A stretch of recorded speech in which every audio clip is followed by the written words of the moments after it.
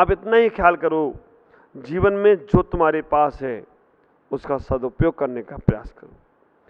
अपने बच्चों के लिए व्यवस्था बनाओ, उसके बाद आप अपने जीवन को जीने का प्रयास करो और जो तुम्हारे पास बचता है उसे अच्छे कर्म में लगाते चले जाओ। तुम्हारा जीवन बहुत अच्छा होगा। पैसे के लिए अपने परिवार में विवाद मत पैदा करो, नहीं तो कई बार ऐसी स्थिति बनती है, पैसा तो पास रहता है लेकिन प्यार बढ़ जाता है। धन तो आदमी के पास है लेकिन मन बट जाता है। दौलत तो आदमी के पास भरपूर है लेकिन शोहरत बट जाती है। विचार करके रखना, ऐसा धन किस काम का जो तुम्हारे मन को ना मिलने दे, ऐसा पैसा किस काम का जो तुम्हारे प्यार को बांट दे, ऐसी दौलत किस काम की जो तुम्हारे शोहरत को समाप्त कर दे। दौलत का मतलब समझते हो?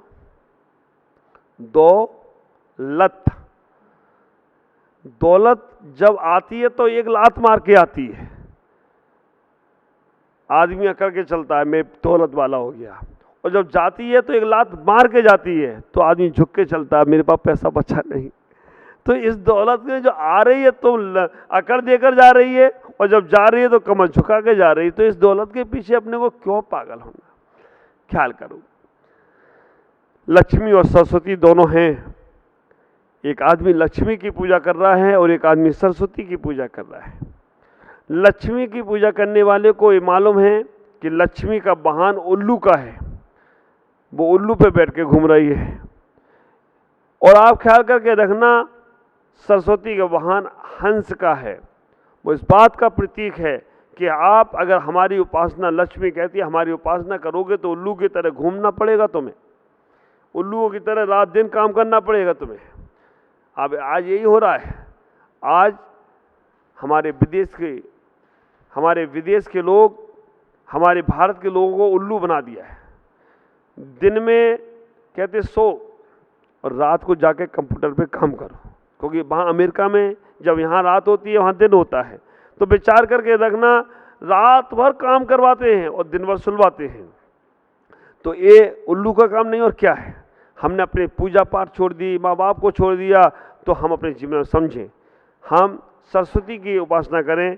सरस्वती बैठी है, लक्ष्मी खड़ी है।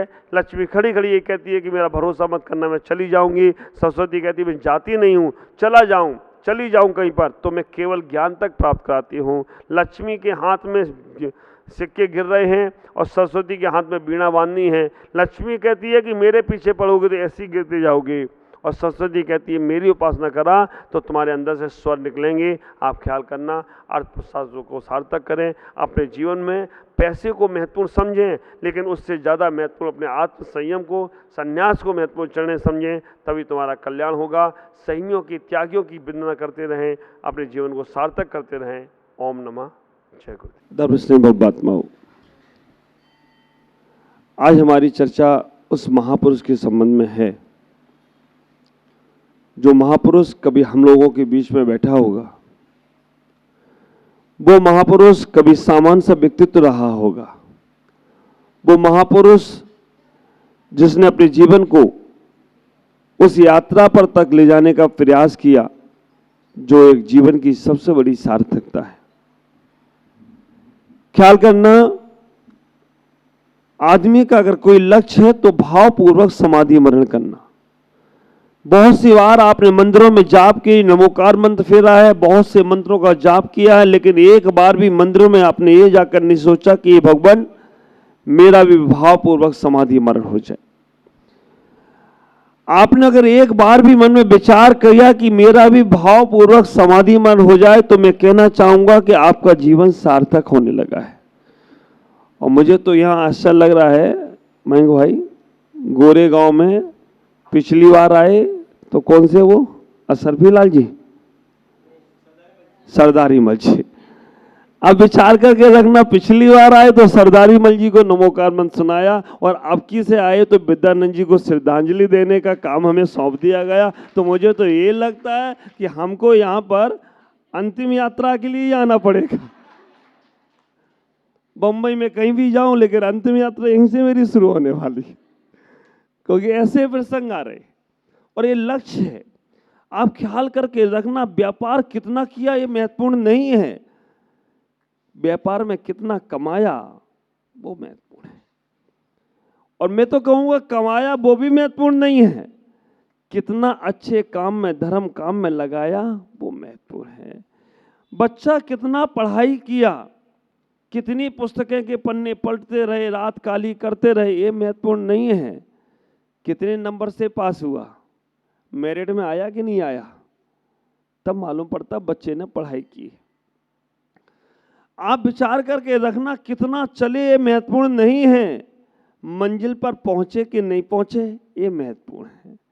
आपने कितना भोजन किया ये महत्वपूर्ण नहीं है, कितना भोजन शरीर को लगा ये महत्वपूर्ण है। कितना स्वाध्याय किया ये ज़्यादा महत्वपूर्ण नहीं है, कितना जीवन बदला ये ज़्यादा महत्वपूर्ण है। और कितनी पूजा उपासना की ये ज़्यादा महत्वपूर्ण नहीं है, कितनी पूज्यता को आप प्राप्त हो गए वो ज़्यादा महत्वपूर्ण है। और कितना सत्संग किया ये महत्वपूर्ण नहीं है, कितनी कसायों का क्षय किया ये महत्वपूर्ण है। और कितना व्रतों का पालन किया ये महत्वपूर्ण नहीं, भावपूर्वक समाधि मरण हो गया ये महत्वपूर्ण हुआ करता है। विचार करके रखना, भावपूर्वक समाधि मरण, जो माता जी ने बोला ना, 2-3 भाव में निर्वाण, इससे अच्छा काम कोई है? आप ख्याल करके रखो, एक बार नमोकार मंत्र मंत्र में पढ़ते हो तो मंदिर में आकर एक विचार करना, भगवान बस अंत समय मेरा हॉस्पिटल में ना जाए। वसीयत लिखो ना अपने बच्चों के नाम, तो एक नसीहत भी लिख देना। वसीयत तो बहुत लिखी बच्चों के नाम, लेकिन एक नसीहत लिख देना, बेटा मेरा अंतिम समय आए तो मुझे हॉस्पिटल नहीं, किसी मंदिर में ले जाना, किसी डॉक्टर के पास नहीं, किसी संत के पास ले जाना।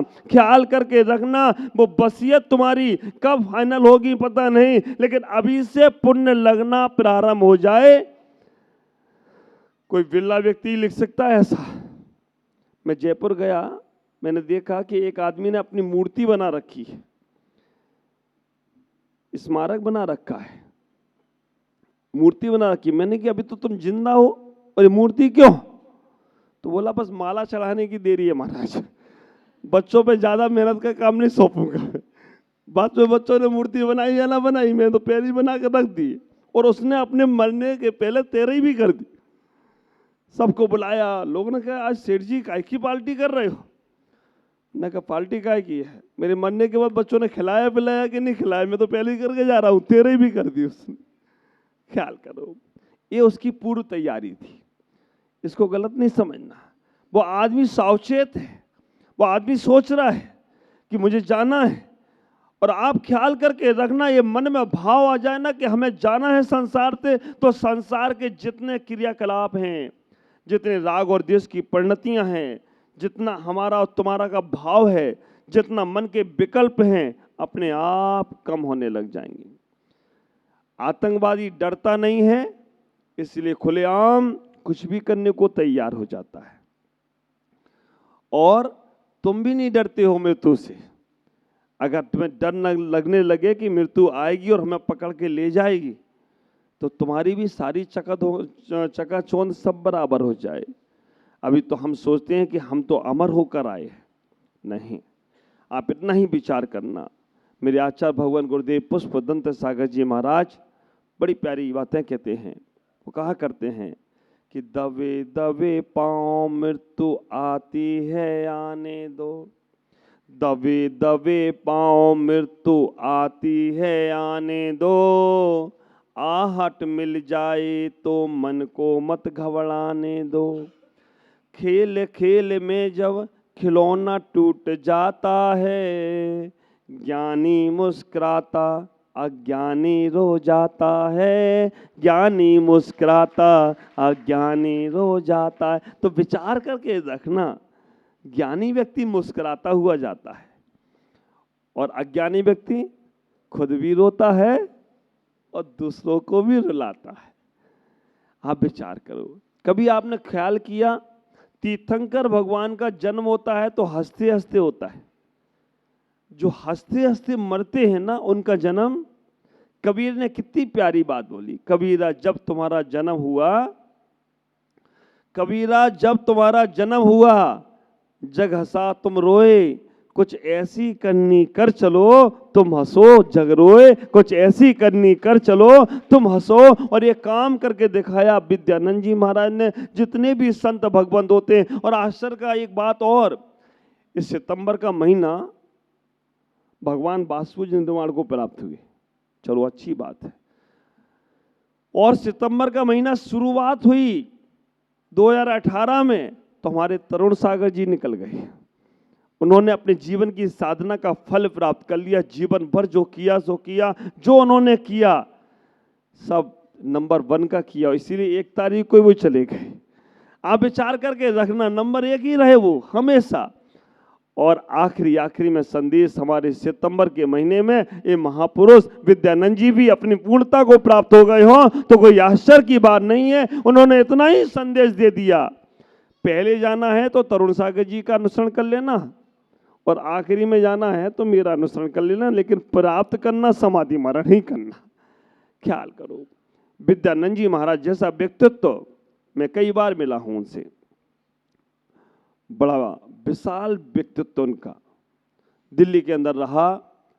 दिल्ली में जब मेरी दीक्षा हुई तो दीक्षा के पहले ही उनसे आशीर्वाद लेने गया। दीक्षा के पहले भी कई बार मिला, और बाद में भी जब कुंदकुंद भारती गया तब भी उनसे मिला। कई बार मिलना हुआ, आहार भी हुआ मेरा उनके साथ।